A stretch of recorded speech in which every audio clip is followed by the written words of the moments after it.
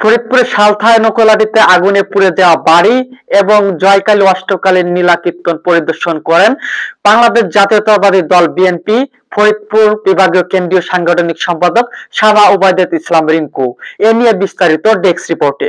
9 November সন্ধ্যায় বৈদ্যুতিক শকে আগুনে পুড়ে যাওয়া বাড়িতে এসে আবেগ আপ্লুত হয়ে পড়েন বাংলাদেশ জাতীয়তাবাদী দল বিএনপি ফরিদপুর 2 আসনের ধানের শীষের কাণ্ডারি শামা ওবায়দুল ইসলাম রিংকু।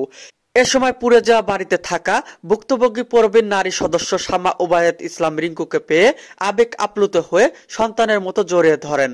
সন্তান যেভাবে মাকে সান্ত্বনা দেয় ঠিক তেমনি সান্ত্বনা দিলেন শামা ওবায়দুল ইসলাম রিংকু। পরবর্তীতে ঘটনাস্থানের ভুক্তভোগী পরিবারের মাঝে নগদ তথ্য প্রদান করেন। শামা ওবায়েদ বলেন, জেলা প্রশাসনের মাধ্যমে যতটুকু সহায়তা করা যায় ইনশাল্লাহ আমি চেষ্টা করব। এর আগে 8 নভেম্বর সালতা উপজেলা যুবদলের পক্ষ থেকে নগদ তথ্য এবং উপহার সামগ্রী বিতরণ করা হয়। পরবর্তীতে শামা ওবায়েদ ইসলাম রিংকু জয়কালী নামযজ্ঞ অষ্টকালীন নীলা কীর্তন পরিদর্শনে যান।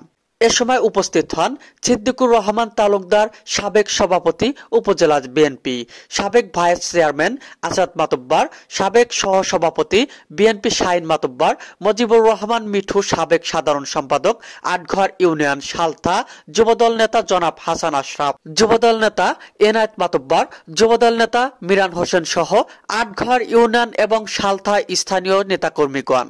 এ সময় শামা ওবায়দুল ইসলাম রিংকু বলেন, বাংলাদেশ জাতীয়তাবাদী বিএনপি কখনো সংখ্যালঘু একতায় বিশ্বাস করে না।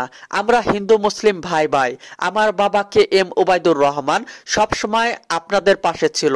আমাদের মাঝে সাম্য সম্প্রীতি ও সমতা বজায় রেখে যেভাবে আমার বাবা চলেছে আমিও আপনাদের ভালোবাসা নিয়ে এভাবেই এগোতে চাই।